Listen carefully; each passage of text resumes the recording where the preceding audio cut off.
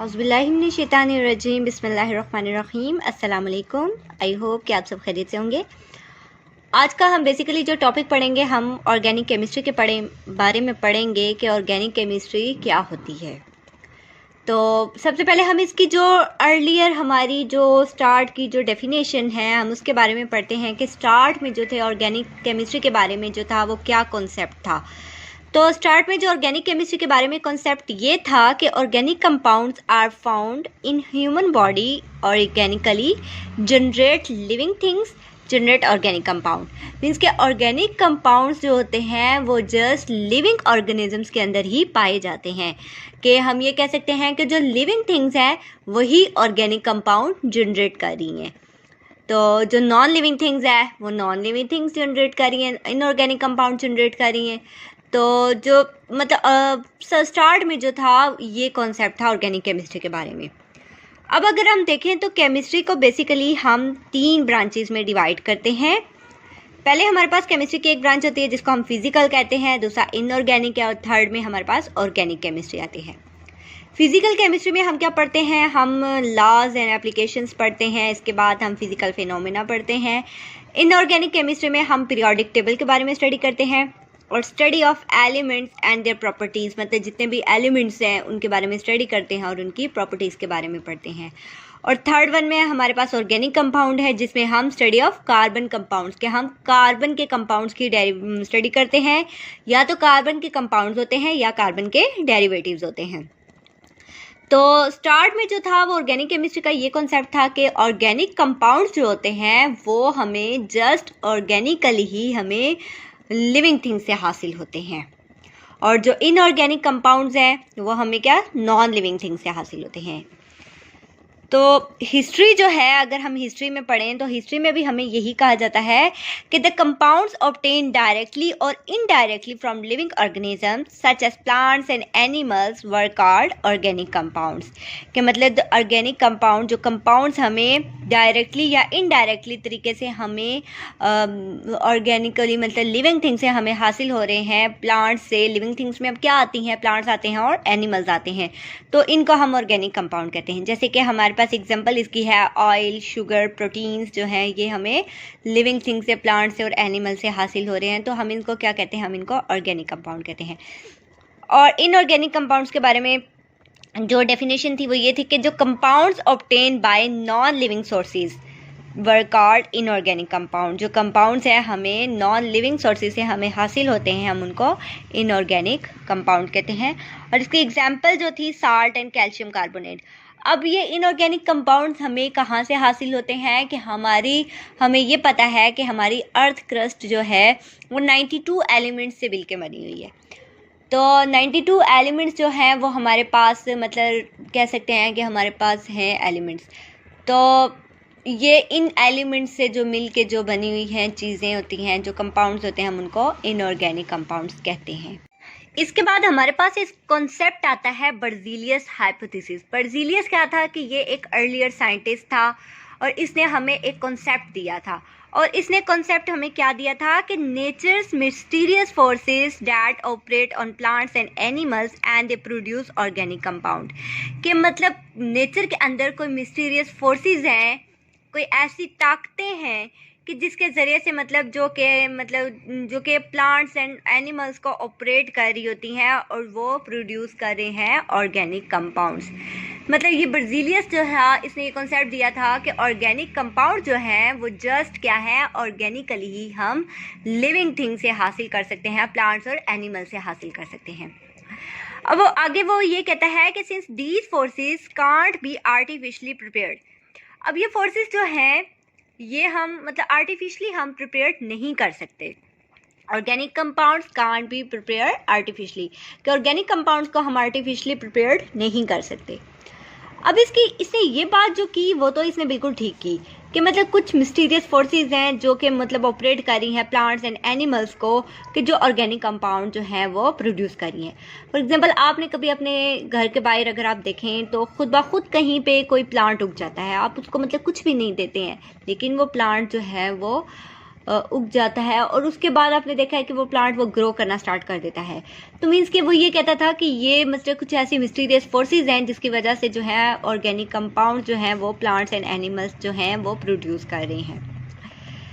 अब उसने ये बात तो ठीक की, लेकिन उसने यहाँ पे जो बात की उसने कहा कि ये फोर्सेस जो हैं मतलब ये since these forces can't produce artificially, कि हम इनको प्रिपेयर्ड हम इन फोर्सेस को आर्टिफिशली प्रिपेयर्ड नहीं कर सकते, तो इसी वजह से जो ऑर्गेनिक कंपाउंड्स हैं वो भी आर्टिफिशली प्रिपेयर्ड नहीं हो सकते। अब ये जो उसने कॉन्सेप्ट कहा, ये उसने थ्योरी दी, ये उसने बात गलत कह दी। अब इस बात को जो करेक्ट था, जो ठीक किया, वो किसने ठीक किया? वो ठीक किया वोलर सिंथेसिस ने।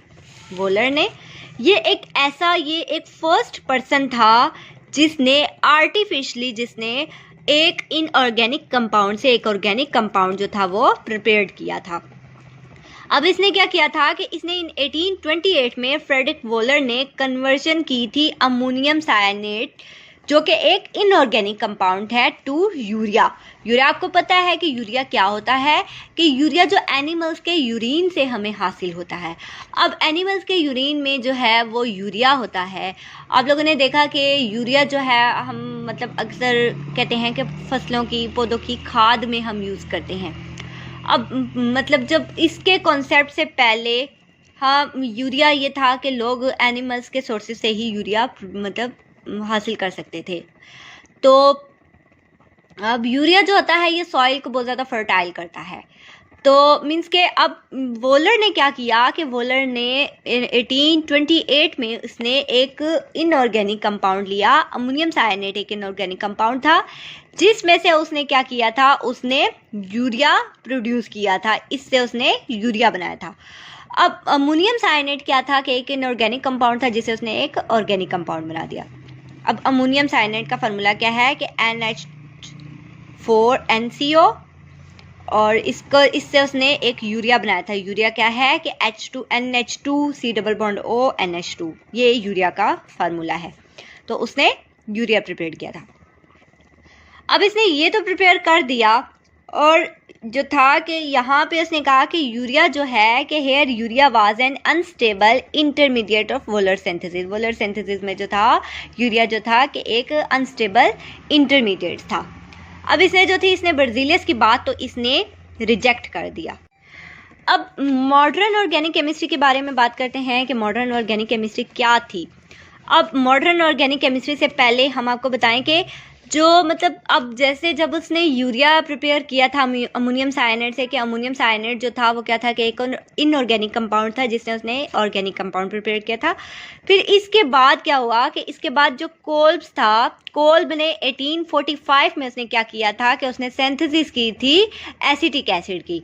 उसने एक इनऑर्गेनिक कंपाउंड लिया और उसने इनऑर्गेनिक कंपाउंड से उसने क्या प्रिपेयर किया था, एसिटिक एसिड प्रिपेयर किया था।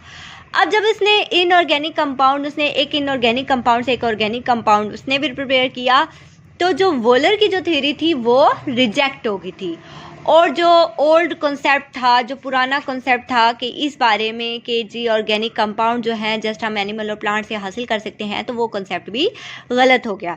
फिर इसके बाद फर्दर आगे जितना टाइम गुजरता गया वक्त के साथ साथ और भी जो है ऑर्गेनिक कंपाउंड जो हैं वो लैब में जो है वो प्रिपेयर किए गए। अब उसने क्या किया कि सिंथेसिस की एसिटिक एसिड की, ठीक है, उसने मतलब कोल्ब ने 1845 में उसने क्या किया कि जब उसने एसिटिक एसिड की सिंथेसिस की, उसने इनऑर्गेनिक कंपाउंड से एक ऑर्गेनिक कंपाउंड बनाया, तो उसने कहा कि organic compound could be synthesised from inorganic sources in a laboratory, कि ऑर्गेनिक कंपाउंड को हम लैब में जो है हम इनऑर्गेनिक सोर्सेज के ज़रिए से हम उनको प्रिपेयर कर सकते हैं। तो फिर जो मॉडर्न डेफिनेशन आ गई ऑर्गेनिक कंपाउंड की, वो हमारे पास ये आ गई कि compounds containing carbon and hydrogen as main elements, sometimes along with sub elements such as oxygen, nitrogen, sulphurs and halogens, कि वो कंपाउंड कंटेन कर रहे हैं जिसमें हमारे पास मेन एलिमेंट क्या हो, कार्बन और हाइड्रोजन हो।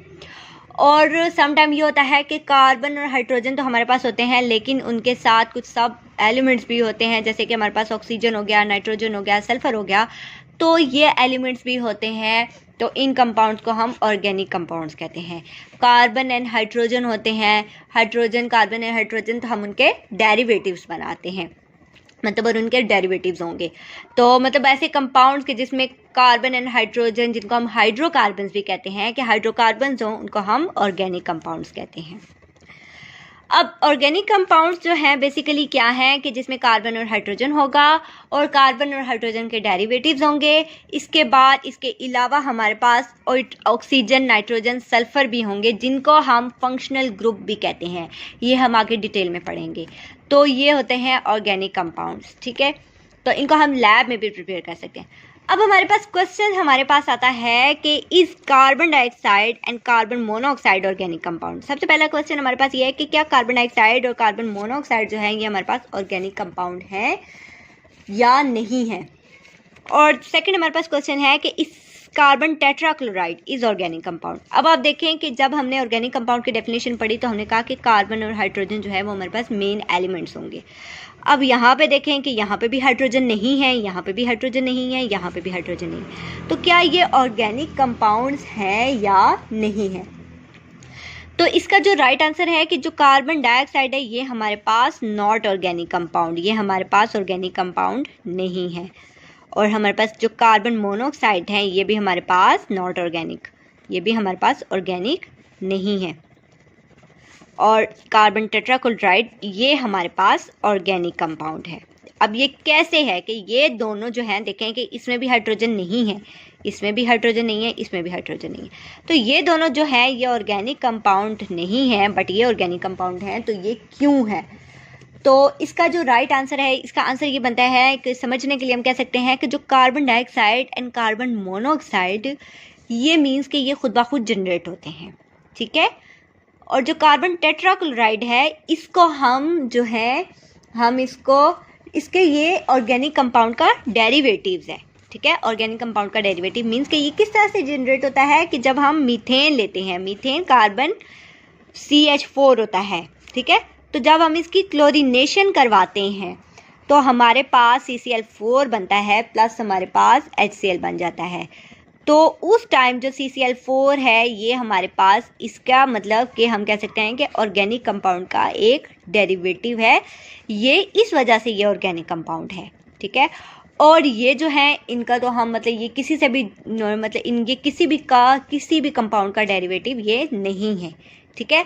और इसके पीछे हिस्ट्री में भी ये बात आती है कि ऑर्गेनिक कंपाउंड्स की जब स्टडी की गई उससे पहले ही carbon dioxide and carbon monoxide जो थे वो मौजूद थे, और ये किसी भी कॉन्सेप्ट में नहीं आते क्योंकि ये डेरिवेटिव किसी भी चीज़ का डेरिवेटिव नहीं है, इसलिए ये ऑर्गेनिक कंपाउंड नहीं है। सो आई होप कि आपको आज की वीडियो पसंद आई होगी। नेक्स्ट हम इनकी आगे क्लासिफिकेशन करेंगे, तब तक के लिए अपना ख्याल रखिएगा। अल्लाह हाफिज़।